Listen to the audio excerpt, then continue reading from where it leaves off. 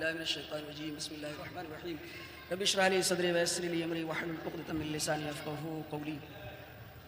اب رات ادھر آ جائیں تو بات کرتے اچھا لگے گا. ادھر سے بڑے لوگ ادھر آ جائیں سامنے آ جائیں.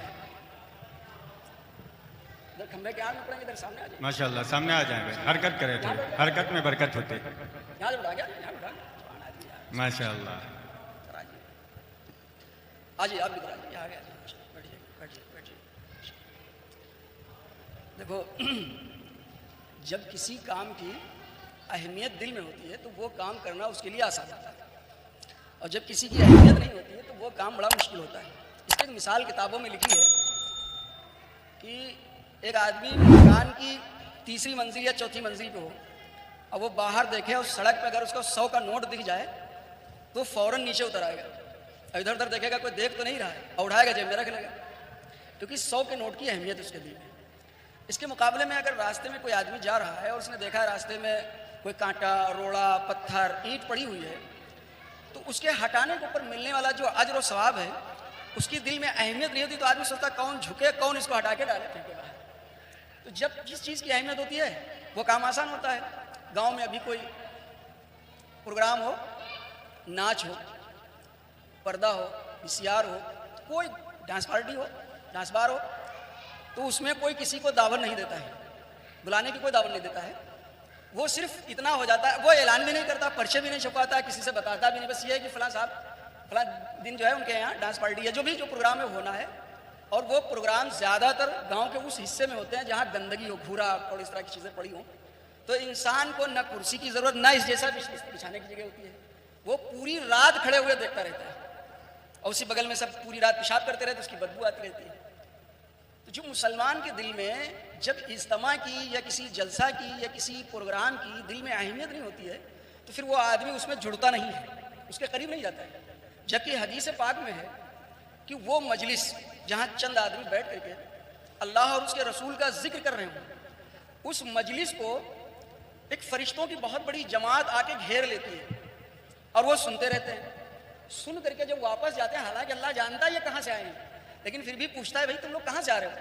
تو انہوں نے کہا اے اللہ, آپ کے بندے فلاں بستی میں بیٹھ کے کچھ آپ کا ذکر کر رہے تھے, آپ کے محبوب آقا صلی اللہ علیہ وسلم کا ذکر کر رہے تھے, ہم اس مجلس میں بیٹھے ہوئے تھے اور وہاں سے ہم آئے ہیں. تو اللہ تعالیٰ کہتا ہے کہ بھائی تم فرشتوں گواہ رہنا, ہم نے اس مجلس میں جتنے لوگ بیٹھے تھے ہم نے سب کو معاف کر دیا. اب بتاؤ کتنا بڑا سوال ہے. اللہ نے کیا کہا, ہم نے سب کو معاف کر دیا. پھر اس میں سوال ہوتا ہے کہ اچھا یہ بتاؤ کہ جو لوگ شروع سے بیٹھے تھے اور کچھ لوگ ایسے ہوئے کہ آخر میں آ کے پہنچے, تو اللہ تعالیٰ نے کہا جو لوگ شروع سے بیٹھے تھے ان کی برکت سے ہم نے بعد والوں کو بھی معاف کر دیا. کتنا بڑا اجر ہے.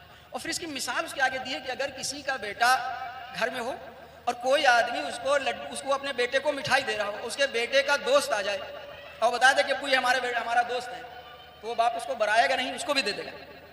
دیتا نہیں دیتا ہے.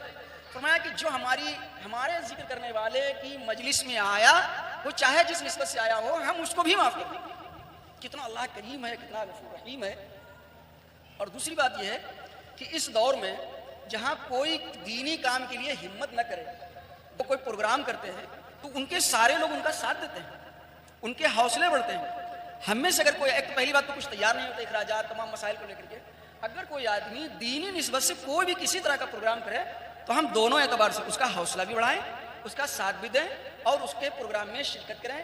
اللہ نے اگر اس کی اس محنت کو قبول کر لیا تو آپ کے ساتھ دینے کو بھی اللہ قبول کر لے گا. یہ اللہ کا بڑا احسان ہے.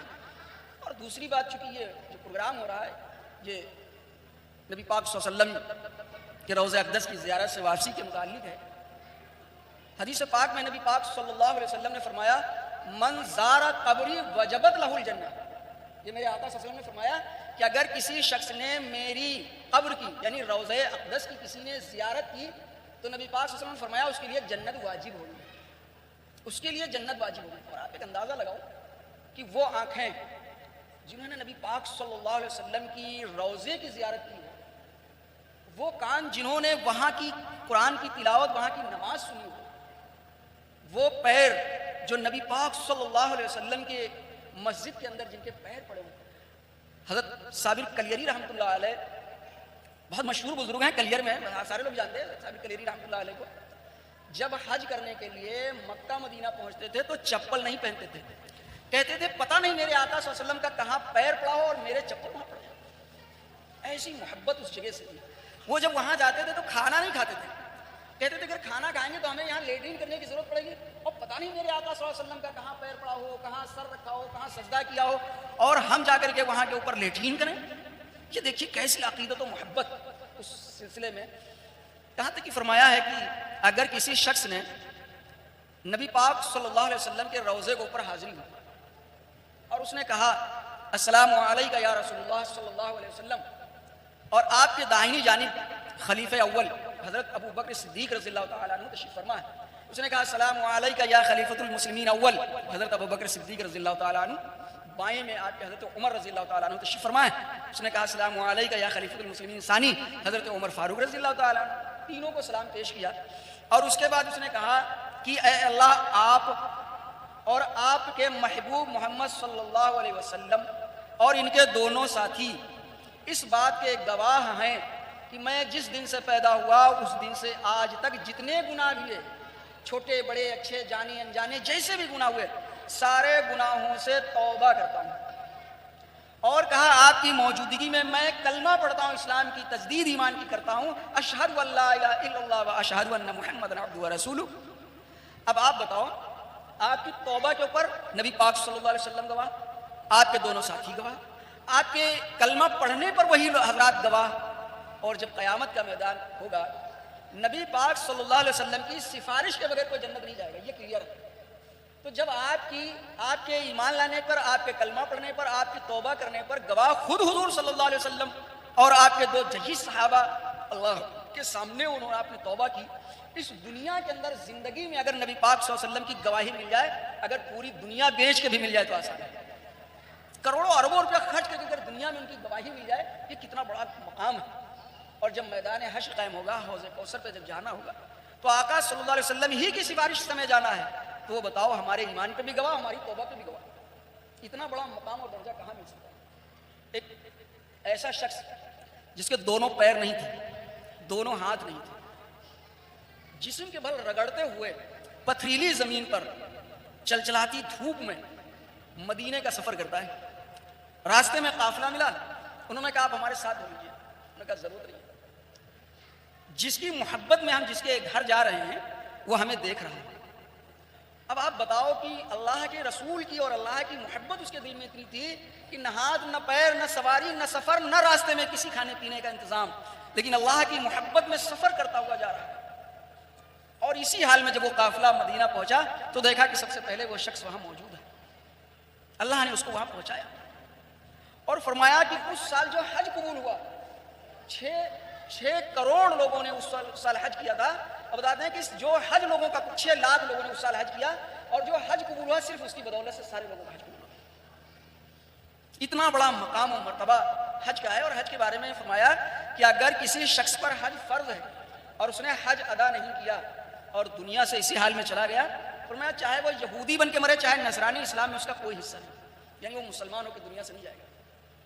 اور حج ہر اس آدمی کے اوپر فرض ہے کہ جس آدمی کے پاس اتنی رقم ہو, یا اس کے پیڑ ہوں یا نقدات ہو یا زیورات ہوں یا نقد پیسہ ہو یا پلاٹ ہو یا رہنے کے علاوہ اس کے پاس مکان ہو, جس کی قیمت اتنی ہو کہ اس کو بیچ کر کے یا اس سے بیچ کے اور کچھ پیسے جتنے دن حج میں رہتے ہیں اتنے پیسے خرچ کے گھر میں دے کے اور حج جا کے واپس آ جائے, اگر اتنے پیسے کا کوئی مالک ہے تو اس کے اوپر حج فرض ہے.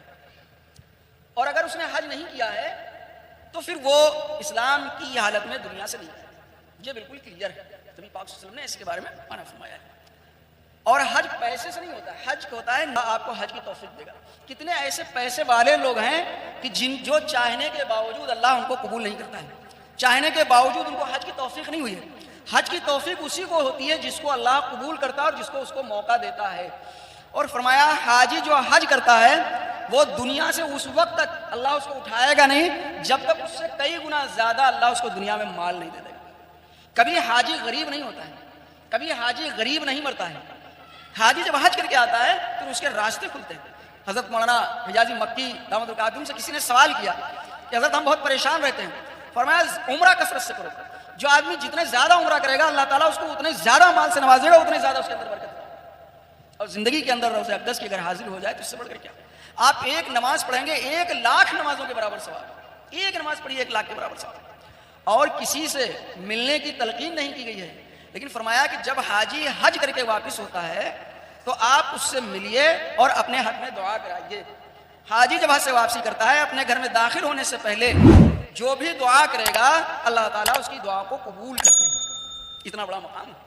اور فرمایا جب حاجی حج کر کے واپس آتا ہے وہ ایسے جیسے وہ آج ہی ماں کے پیٹ سے پیدا ہوا، اس کے سارے گناہوں کو اللہ تعالیٰ معاف کر دیتا ہے، سارے گناہوں کو اللہ تعالیٰ معاف کر دیتا ہے، بالکل صاف ستھرا ہو جاتا ہے۔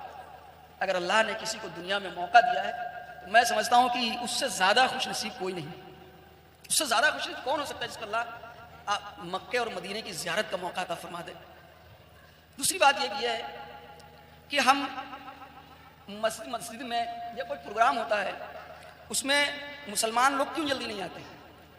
اگر آپ ان سے بات کرو تو کہتے ہیں بھیا ہم ناپاک ہیں، ابھی جماعت والے گشت کرتے تو کہتے ہیں ہم ناپاک ہیں۔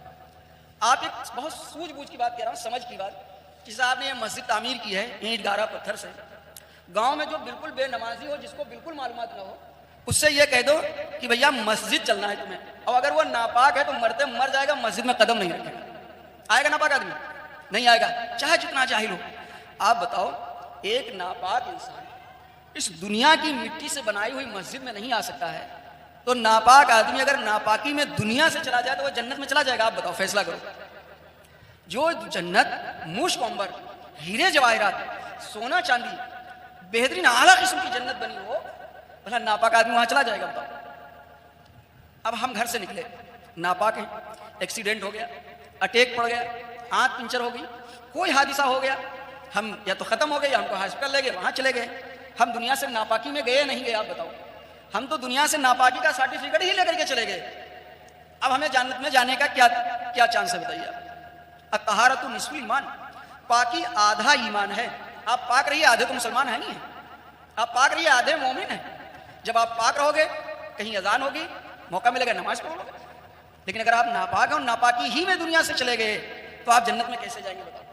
اور پاک لیے اللہ اتنا آسان کر دیا کہ آج کل تو پانی کا بہت آسان ہے، پانی لے لیجیے، اگر پانی نہیں ملا تو ڈھیلے کا استعمال کر لیجیے، آج کل تو ایک پیپر چل رہا ہے خشک کرنے والا، آپ اس کو لے لیجیے، کتنا آسان، اللہ پوری مٹی کو آپ کے لیے پاک کر دیا، آپ آسانی سے پاکی حاصل کر سکتے ہیں۔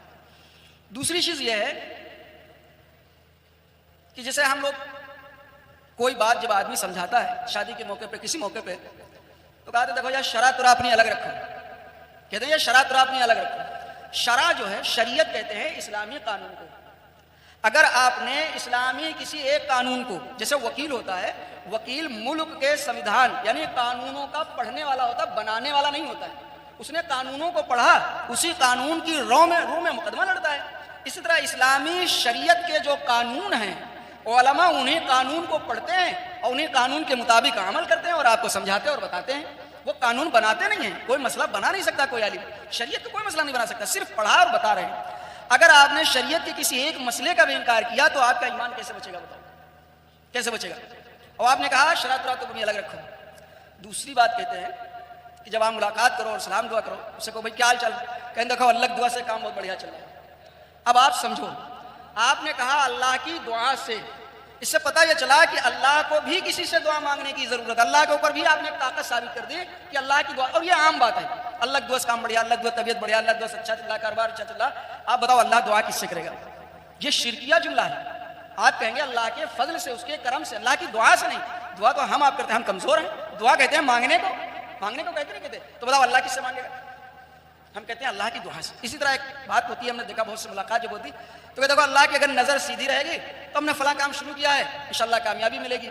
اگر آپ اپنی ناتجربہ کاری کی بنا پہ اس میں فیل ہو گئے، ناکام ہو گئے تو کہتے ہیں آپ بتائیے کام شروع کرے رہا نہیں، یار اللہ کی نظر ٹیڑھی رہی، نہ سیدھی رہی تو یا نہ ہی کم چل پایا۔ آپ بتاؤ نظر کا ٹیڑھا ہونا یہ ایک عیب ہے، اور ہم کہتے ہیں سبحان اللہ، اللہ تمام عیبوں سے پاک ہے، صاف ہے، اس کے اندر کوئی عیب نہیں ہے، اور نظر کا ٹیڑھا ہونا ہم نے عیب ثابت کر دیا۔ کمزوری ہماری، نہ تجربہ کاری ہماری، فیل ہم اپنے کام میں ہوئے، لیکن ہم نے کیا کہا کہ اللہ کی نظر ٹیڑھی تھی، اللہ کے اندر ہم نے عیب ثابت کیا۔ اسی طرح کبھی کبھی کوئی بات ہو تو آدمی کہا دیکھو ایک بات سنو، یہ بات ہم نہ منی بات چاہے اللہ میاں اتریا ہوں، کہتے ہیں یہ بات ہم آپ کی نہیں مانیں گے چاہے اللہ میاں اتر ہوں۔ اب آپ بتاؤ اس کی کتنی جرات ہے کہ وہ اللہ کی طاقت کو للکار رہا ہے، کہ وہ کہہ رہا ہے کہ اگر اللہ تعالیٰ بھی زمین پہ اتر کے آ کے ہم سے کہیں کہ تم یہ کام کرو تو بھی ہم نہیں مانیں گے۔ یعنی اپنے آپ کو اتنا طاقتور کر رہا ہے, اللہ کی طاقت کو للکار رہا ہے. آپ اندازہ لگاؤ کہ وہ مسلمان کتنا گرا ہوا ہے اور اپنے آپ کو کیا سمجھ رہا ہے. تو اللہ جیسی طاقت اور اتنا کمزور ہے, اگر ایک بخار آ جائے اس کو بھی ختم کرنے کی طاقت نہیں رکھتا.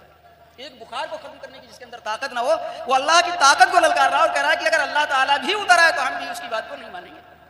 اسی طرح بعض ساتھی کہتے ہیں کہ جب نماز کے لیے کہو یا کسی دینی کام کے لیے کہو تو کہتے ہیں تمہیں جنت چلے جاؤ, ہم کا جہنم میں جائے دو.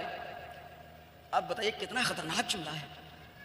احادیث میں ہمارے آقا صلی اللہ علیہ وسلم تمام انبیاء کرام علیہ السلام جو دنیا میں آئے, انہوں نے جہنم سے بچنے کی تلقین کے لیے آئے کہ جہنم سے بچو اور جنت کے طلبگار بنو.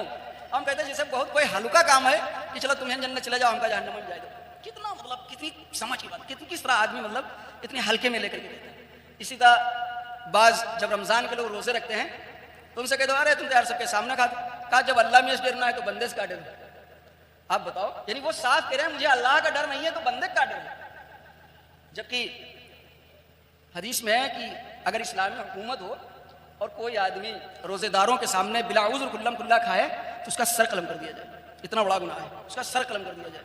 کہ تو کہتے ہیں ہم کا اللہ سے جب ڈرنا ہے تو بندش کا ڈر, اس کے سامنے بڑی بے جہالت اور بڑی بے غیرتی کے ساتھ آدمی کھا رہا ہوتا ہے. یہ سوچنے کی بات ہے.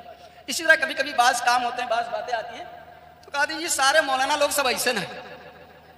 بارہ بنکی میں ایک پروگرام تھا, میٹنگ تھی, اس میں ایک صاحب نے گالی دے کر کے کہا کہ سارے مولانا ایسے ہوتے ہیں. تو اس کا فتویٰ دارالعلوم دیوبند, مظاہر العلوم سہارنپور, ندوۃ العلماء لکھنؤ, 3 جگہ سے مانگا گیا.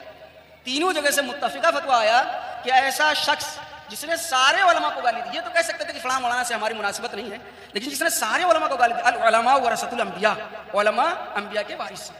کہا جنہوں نے سارے علماء کو گالی دیا وہ مومن نہیں رہا, ایمان سے نکل گیا. اس کے لیے ضروری ہے کہ دوبارہ کلمہ پڑھے اور اس کا نکاح دوبارہ کیا جائے, اس کا نکاح بھی ٹوٹ گیا. یہ مقام اللہ کے یہاں علماء کا ہے جس کی آدمی برائی اور مخالفت کرتا ہے. اللہ کے یہاں علماء کو بڑی فضیلت حاصل ہے. آپ ایک بات بتاؤ, ایک بچہ حافظ قرآن ہے, اس نے بچپن سے حفظ شروع کیا, ایک ایک حرف کو لاکھوں مرتبہ اس نے رٹا, اور رٹنے کے بعد وہ 15 سال تک, 18 سال تک, 20 سال تک تو وہ مستقل دینی کام, اس سے کوئی گناہ کا مسئلہ نہیں رہا, مستقل وہ پڑھتا ہی رہا, پڑھتا اس کا ایک ذخیرہ جمع ہوتا چلا گیا. 20 کے بعد اس کی جو زندگی گزرتی ہے وہ کبھی گناہ, کبھی نیکی, کبھی گناہ, کبھی نیکی, کبھی گناہ, کبھی نیکی, 40 تک چلتی ہے. 40 کے بعد پھر گناہوں کا سلسلہ اس کا کمزور ہو جاتا ہے اور نیکیوں کا سلسلہ بڑھنا پھر شروع ہو جاتا ہے. تو جس کی بیچ کی زندگی برابر سرابر میں, شروع کے 20 سال پیور دینی ہے اور پیور علمی ہے اور پیور نیکی کے, آخر کے پھر ایسے سال جس میں پھر نیکیوں کا غلبہ ہو, وہاں تو ایک ایک نیکی تولی جائے گی. تو بتاؤ جس کے پاس شروع میں ذخیرہ, آخر میں ذخیرہ اور بیچ میں برابر ہو, وہ ہم سے 100 گنا اچھا ہے کہ نہیں ہے کہ نہیں؟ آپ بتاؤ. اس کا جب نام اعمال تولے جائیں گے تو ہم سے اچھے ہوں گے کہ نہیں ہوں گے؟ آپ بتائیے. اور ہمارا بچپن بھی برائی میں گزرا, جوانی بھی گزری اور بڑھاپا بھی خطرے میں ہے, ہم اس کے بارے میں انگلی اٹھاتے ہیں. جبکہ حافظ قرآن کے بارے میں یہ ہے کہ اگر کسی شخص نے قرآن پاک کو حفظ کر لیا تو جب میدان حشر قائم ہوگا, نفسی کا عالم ہوگا, سوا نیجے پہ سورج ہوگا, انسان کا بھیجا کھول رہا ہوگا, پورا جسم پک رہا ہوگا اور انسان سب ننگے ہوں گے. صاحب کرام نے پوچھا اللہ کے رسول جب سب ننگے ہوں گے تو کیسے؟ کہا ایسا ہولناک منظر ہوگا کسی کو کسی کی دیکھنے کی نوبت نہیں ہوگی, سب کی آنکھیں اوپر اٹھی ہوئی ہوں گی, حساب کتاب چالو نہیں ہوگا, سب پسینے میں ڈوبے ہوں گے. ایسے موقع پہ بتایا کہ حافظ قرآن کو بلایا جائے گا اور اس سے کہا جائے گا تم قرآن پاک پڑھنا شروع کر دو, اور جہاں تمہارا قرآن پاک مکمل ہوگا وہی جنت کا اعلیٰ درجہ تمہارا قیام گاہ, تمہارا مقام ہوگا. اور اس کو 10 ٹکٹ دیے جائیں گے, 10 ٹوکن دیے جائیں گے, 10 شفاعت کا حق حاصل ہوگا کہ تم کو ہم 10 آدمیوں کو سفارش کا حق دیتے ہیں, اور وہ ایسے 10 آدمی جن کے بارے میں جہنم کا فیصلہ ہو چکا اور ان کو جہنم میں جہنمی فرشتوں کو لے کے جا رہے ہوں گے, ایسے لوگوں کے بارے میں اللہ حافظ قرآن کو اتنا بڑا انعام دے گا کہ اتنی بڑی عدالت کے اندر اللہ تعالیٰ حافظ قرآن کو انعام سے نوازیں گے کہ تم نے دنیا کے اندر قرآن پاک کو حفظ کیا, تم نے ہمارے لیے راتیں جاگی ہیں, تم نے ہمارے لیے قربانیاں دی ہیں. آج ہم تم کو وہ مقام دے رہے ہیں کہ جہاں پوری دنیا کے انسان جمع ہیں, وہاں کے اوپر ہم تم کو یہ انعام دے رہے ہیں, تمہارے اعجاز کو اوپن کر رہے ہیں کہ تم کو ہم 10 ٹکٹ دے رہے ہیں, جاؤ 10 آدمی جس کو چاہو جنت دیے چلے جاؤ. کتنا بڑا انعام ہے. اور پھر اس کے ماں باپ سے بلا کر کے مشک عنبر کے ٹیلوں پہ بٹھایا جائے گا, 14ویں رات کے چاند کی طرح ان کے چہرے چمک رہے ہوں گے. لوگ پوچھیں گے یہ کون لوگ ہیں؟ کہیں گے یہ وہ لوگ ہیں کہ جنہوں نے دنیا میں اپنے بیٹے کو حافظ قرآن بنایا ہے. اللہ ان کے ماں باپ کو اتنا بڑا درجہ دیں گے, ریشمی لباس اللہ رب العالمین ان کے ماں باپ کو اپنے ہاتھ سے پہنائیں گے. کتنا درجہ اور کتنا بڑا مقام ہے حافظ قرآن کا. اور حافظ قرآن کی اور عالم دین کی مثال ایسی دی ہے جیسے ایک ہیرا ہے, ہیرے کی قیمت بہت ہے, کروڑوں میں ہے, ہیرا کسی وجہ سے کسی نالی میں گر گیا، کیچڑ میں پلٹ گیا، 10 دن 20 دن مہینہ بعد سال 10 سال بعد کسی کے ہاتھ وہ ہیرا لگا اور نالی سے اس نے نکالا اور اس کو دھلا صاف کیا. جو ہیرے کی قیمت نالی میں گرنے سے پہلے تھی وہی قیمت نالی سے نکالنے کے بعد ہے، اس کی قیمت میں کوئی فرق نہیں. یہ جو حافظ قرآن ہیں، یہ جو علماء ہیں، یہ درباری لوگ ہیں، یہ اللہ کے قریبی لوگ ہیں، یہ اللہ کے درباری لوگ ہیں. یہ اگر کسی وجہ سے نمازوں میں کوتاہی کر رہے ہیں، یہ کسی وجہ سے کچھ گناہوں میں مبتلا ہو گئے ہیں، لیکن جس دن اللہ چاہے گا انہوں نے دو ہاتھ اٹھایا، توبہ کی، یہ پھر اللہ کے مقرب ہو گئے. ان کا مقام و درجہ وہی ہے اللہ کی نظر میں جو گناہ سے پہلے تھا، اور توبہ کے بعد پھر ان کا وہی درجہ اور مقام ہو جائے گا. ہمارا حق نہیں ہے کہ ان کے بارے میں کوئی برائی یا کسی قسم کی غیبت یا خیانت کرے، اس کا ہمارا حق نہیں بنتا ہے. تیسری چیز یہ کہ اللہ تعالیٰ نے ہمیں اولاد سے نوازا. اولاد بڑی قیمتی چیز ہے. حدیث میں ایک بات آئی ہے، جنت کی جو خوشبو ہے، جنت سے 500 سال کی مسافت پہلے، یعنی جہاں سے 500 سال کا راستہ رہ جاتا ہے جنت کا، اتنی دور اس کی خوشبو آتی ہے، جنت کی خوشبو. فرمایا کہ وہ بالغ لڑکی یا عورت، جوان ہو یا بوڑھی ہو، کہ جس عورت نے کپڑا پہنا اور کپڑے کے باوجود وہ ننگی رہی، فرمایا وہ جنت تو جنت ہے، جنت سے 500 سال پہلے کی مسافت میں جو اس کی خوشبو آ رہی وہ عورت خوشبو سے محروم ہو جائے گی. نبی پاک صلی اللہ علیہ وسلم نے فرمایا کہ جب ہم معراج پہ گئے تو ہم کو وہاں کے احوال دکھائے گئے، حالات دکھائے گئے کہ یہ اس گناہ کا عذاب، بے نمازی، جھوٹا، سچ، ہر طرح کے زانی، مزانی، ہر طرح کے گنہگاروں کی سزا وہاں دکھائی گئی. کہا جتنی وہاں سزائیں دکھائی گئیں وہ سب گناہ پائے جاتے تھے، لیکن کہا 2 چیزوں کی سزا جو ہمیں دکھائی گئی وہ گناہ اس وقت نہیں پائے جاتے، ہمارے بعد کی قوم میں پائے جائیں گے. اس میں کہا پہلا وہ شخص کہ جس کے ہاتھ میں گدھے کی پونچھ کی طرح ڈنڈا ہوگا اور وہ ظلم کر رہا ہوگا، غریبوں کو مارے گا، رکشے والوں کو مارے گا. اس سے مراد تھا پولیس والا. پولیس دیکھیے غریبوں پہ ظلم کرتی، مالداروں پہ کبھی نہیں کرتی. فرمایا کہ یہ جو پولیس والا ہوتا ہے یہ ظالم ہے. یہ آگے چل کے ایسے لوگ پیدا ہوں گے کہ اگر توبہ کے بغیر دنیا سے چلے گئے تو ان کے اعمال کا مسئلہ ہے. اور دوسرا بتایا کہ قیامت کے قریب وہ عورتیں ہوں گی جن کے سر کے اوپر بال مثل اونٹ کے کوہان کی ہوں گے، یعنی اس طرح پہلے چٹی گوندھی جاتی تھی اس زمانے میں، ابھی تک چلا ہے. فرمایا جب قیامت قریب آئے گی تو عورتیں سر کے اوپر جوڑا باندھیں گی ایسے، اور اس پہ سب دوپٹہ ڈالیں گی. جب وہ چلیں گی تو یہ بالکل ان کا اونٹ کے کوہان کی طرح، اونٹ کا ٹھلا، جو یہاں ٹھلا ہوتا ہے اس کو کوہان کہتے ہیں. کہا کوہان کی طرح ان کے سر کے بال ہوں گے، یہ قیامت کی نشانی ہے. اور فرمایا جب وہ چلیں گی تو وہ اس طرح مٹک کے چلیں گی کہ سینکڑوں لوگوں کی نظریں ان کی طرف مائل ہوں گی.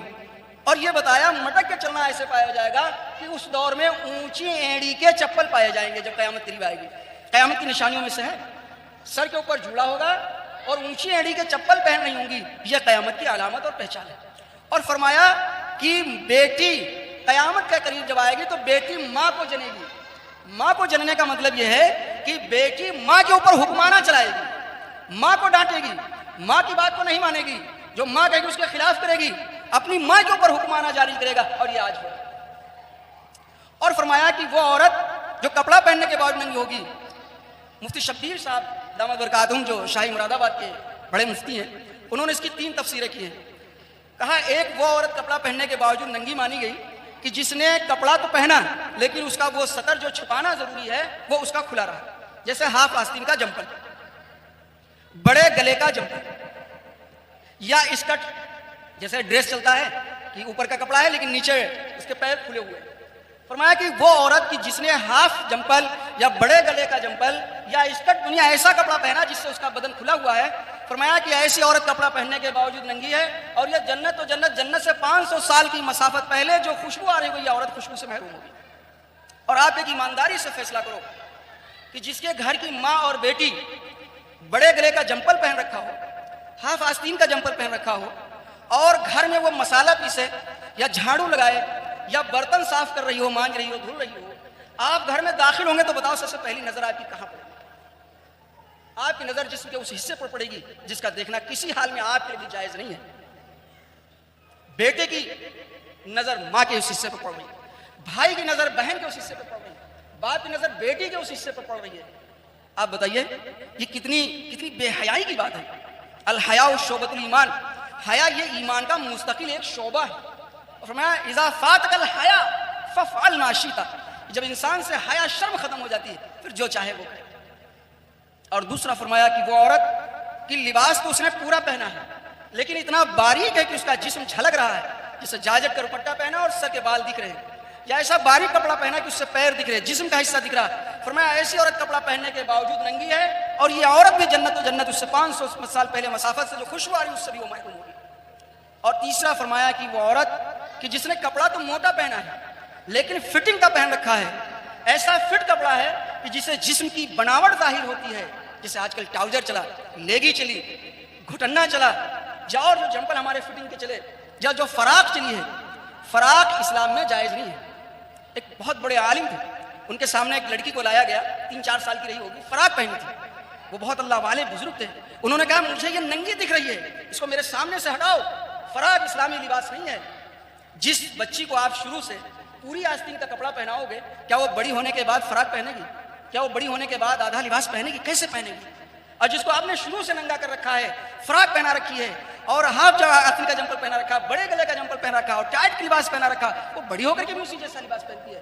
تو جس بتایا جس نے موٹا کپڑا پہنا لیکن فٹنگ کا اس نے کپڑا پہنا, فرمایا یہ کہ ایسی عورت جنت نہیں جائے گی, اور یہ اکیلی جنت نہیں جائے گی, یہ جہنم میں جائے گی اور 4 لوگوں کو جہنم میں لے کے جائے گی.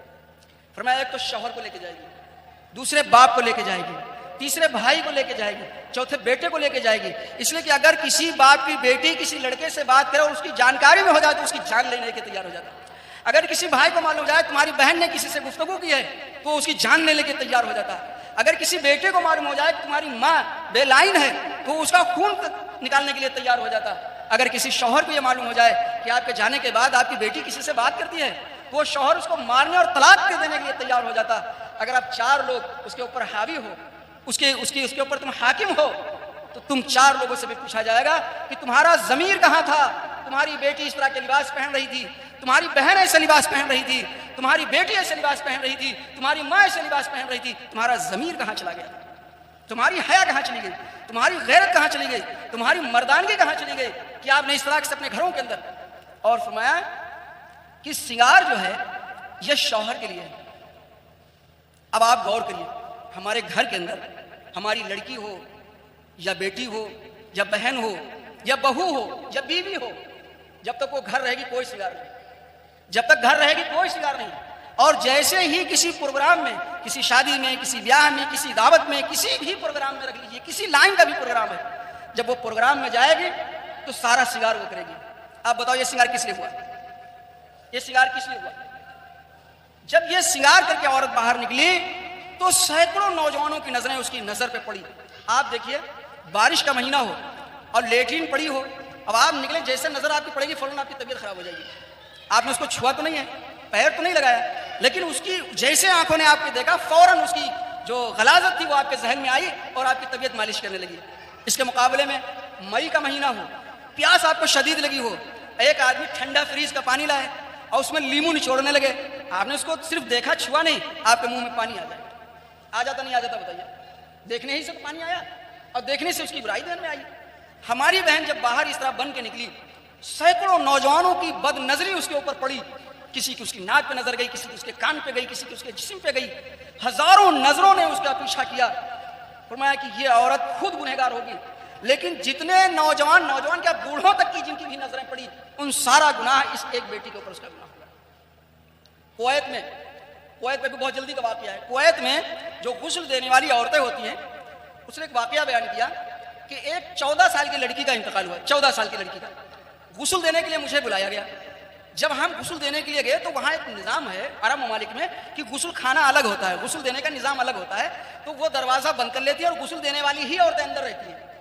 اس نے کہا کہ جیسے میں نے دروازہ بند کیا, اس کا کپڑا ہٹایا تو اس کے چہرے سے ایک نور نکلا جو پورے غسل خانے کو پھاڑ کے آسمان تک چلا گیا. اس کا پورا چہرہ چمک دمک رہا تھا, پورا جسم روشن چمکدار ہوا. اس نے کہا میں 20 سال سے لوگوں کو غسل دیتی تھی, زندگی میں پہلا حادثہ ایسا ہوا, میں نے پہلی لڑکی کو ایسا دیکھا. تب میں نے فوراً دروازہ کھولا اور اس کی ماں اور رشتہ داروں کو بلایا, کہا آ جاؤ اندر دیکھو ذرا کیا حال ہے. کہا جب اس کی ماں آئی تو لپٹ کے رونے لگی اور رشتہ دار انہیں سامنے دیکھا, ایسا روشن چمکدار چہرہ. بڑی مشکل سے کہا ہم نے اس کے گھر والوں کو ہٹایا. ہٹانے کے بعد ہم نے غسل دیا اور غسل دینے کے بعد اس کی کپڑے پہنا دیے, مردوں نے لے جا کر کے نماز پڑھی اور تدفین کر دی. لیکن کہا میرے دل پہ کیفیت تاری ہوئی کہ ایسا ہوا کیوں. کبھی نہیں ہوا. 14 سال کی لڑکی, اس کے ساتھ اتنا بڑا مسئلہ. کام میں گھر میں آئی اور آ کر کے میری طبیعت پہ اتنا اثر ہوا کہ میں نے کھانا پانی سب چھوڑ دیا. اتنا اثر میری طبیعت پہ ہوا. کہا دوسرے دن اس کی ماں کا فون آیا جس کی لڑکی کا یہ معاملہ ہے. اس نے کہا کہ میرے بیٹی کے کچھ کپڑے اور سامان ہیں, میں چاہتا ہوں کہ میں آپ کو دے دوں اور آپ غریبوں میں بانٹ دیجیے گا. تو انہوں نے کہا بھیج دیجیے. تو انہوں نے کہا 3 کارٹون میں سامان آیا, 3 گتے میں سامان آیا الگ الگ. انہوں نے کہا میں نے جب ایک گتا کھولا تو میں نے دیکھا اس میں صرف اس کی نقابیں تھیں اور سب اسلامی نقابیں تھیں, شریعت کے مطابق ڈھیلی ڈھالی اور سب بند, فیشنیبل نہیں, بالکل ڈھیلی ڈھالی. جب دوسرا گتا کھولا تو کہا میں نے دیکھا اس میں اس کے سارے کپڑے تھے, سارے کپڑے فل آستین کے اور ڈھیلے, نہ کوئی فٹنگ کا نہ باریک نہ ادھورا, پورا اسلامی لباس, سارے کپڑے بالکل اس کے شرعی اور اسلامی تھے. کہا میں نے جب تیسرا گتا اس کا کھولا تو اس میں اس کے اسکول کے سامان تھے, جیسے جامیٹری تھی, کتابیں تھی, جو بھی اس کا نظام تھا. تو کہا جب میں نے اس کی جامیٹری کو کھولا تو میں نے دیکھا کہ اس میں مسواک رکھی ہوئی تھی, اس کی جامیٹری میں مسواک رکھی ہوئی تھی. تو میں نے اندازہ لگایا کہ یہ لڑکی نماز کی پابند تھی اور سنت کی پابند تھی کہ یہ مسواک باقاعدہ کرتی تھی. کہ فوراً میرے سے میں نے اس کی ماں سے اجازت لی کہ اگر میں استعمال کر لوں ان کپڑوں کو. تو کہا اجازت. کہا اس دن سے میں نے اپنے سارے کپڑوں کو چینج کر دیا اور اسلامی لباس, اسلامی نقاب اور اسلامی انداز میں ہم نے اپنی زندگی کو گزارنا شروع کیا. کیا ہم غور کریں کہ ہمارے بچے جیسے ہیں, جس بیٹی اور بیٹے کے لیے آپ ساری قربانی دے تو بیمار ہو جائے, اچھے ڈاکٹر سے علاج, اچھے سے اچھا کپڑا, مہنگے سے مہنگا کپڑا, اور اس کے لیے اچھے سے اچھا مکان, اچھے سے اچھا رشتہ تلاش, ساری ضرورتوں کو اس کی پورے کر رہے ہو, لیکن وہ ہماری لڑکی بے پردگی کی وجہ سے, غیر اسلامی لباس کی وجہ سے, غیر شرعی چال و چلن کی وجہ سے وہ جہنم کی طرف جا رہی. کہ ہم کو اس کی فکر ہے؟ آپ بتائیے ہم کو اس کی فکر ہو رہی؟ جی بتایا قیامت کی نشانیوں میں سے یہ جو بال ہیں, یہ بال جو ہے یہ پردہ, یہ بال پردہ ہے.